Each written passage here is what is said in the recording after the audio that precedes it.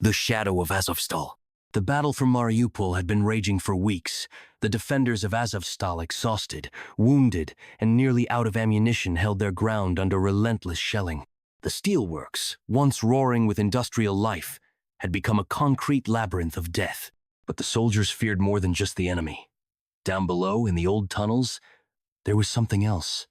Something they could not explain. A scout with the call sign Kozak was ordered to check one of the underground sections where a squad had recently ventured but never returned. Along with 3 comrades, he descended into the abyss. The darkness swallowed them, as if draining the last drops of hope from the surface. The corridors beneath the plant were ancient, partially collapsed in places and sometimes torn apart by shelling. But in the section where they walked, everything felt different. "Something's not right," murmured Kurt, listening intently to the sounds. "What do you mean?" Kozak asked, adjusting his rifle. "The air.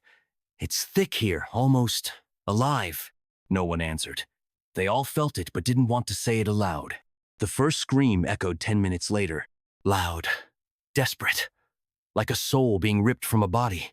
They rushed forward, weapons ready. Ahead, dim light flickered over a message smeared in blood on the wall. "It is hungry."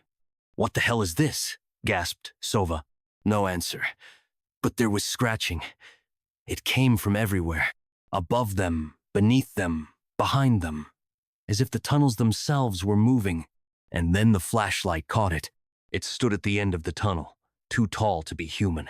Its limbs were bent at unnatural angles, as if its bones had been shattered and reassembled in the wrong order.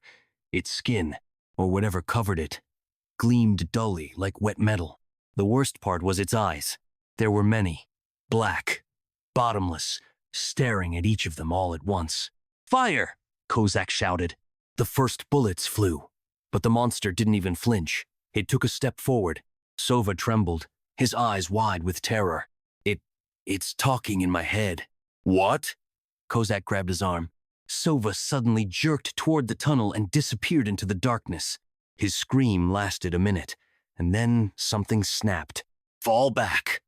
Kozak yanked Kurt and the remaining soldier, who was too shocked to speak. The monster moved fast, illogically, unnaturally.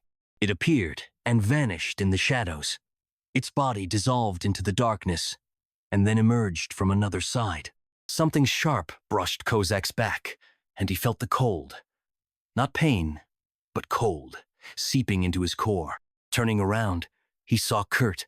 His face was twisted in horror. His body was held by an invisible force.